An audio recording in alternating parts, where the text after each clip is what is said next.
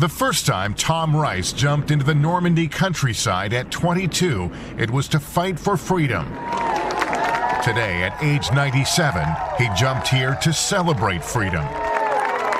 I feel great. Yeah. Go back up and do it again.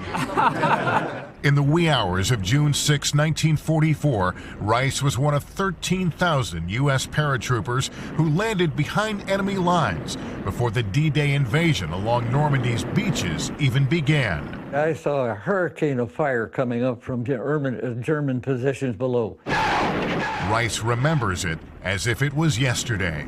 On the last one in the airplane, they had to help me up with the rest of the other guys. I know the names of every one of the guys, all of our jumpers. As I stepped out, the prop blast hit me, and we were below jump altitude. Rice safely made it down, not far from here, the town of Saint-Mary-Église, the first French village to be liberated by the Allies that morning. The church at the center of town, if you look up, you'll see the replica of a paratrooper hanging by his parachute on a steeple. And yes, that really happened.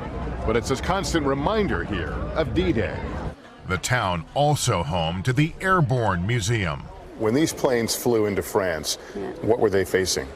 German fires, of course, bad weather.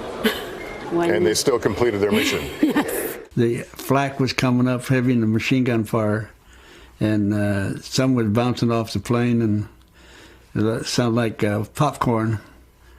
And so we said, let's get the hell out of this plane.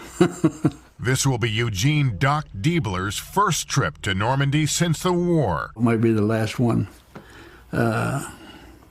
because most of us will be gone in the next 5 years. And that's before we went to jump school. Doc and his comrades came by the thousands that night 75 years ago.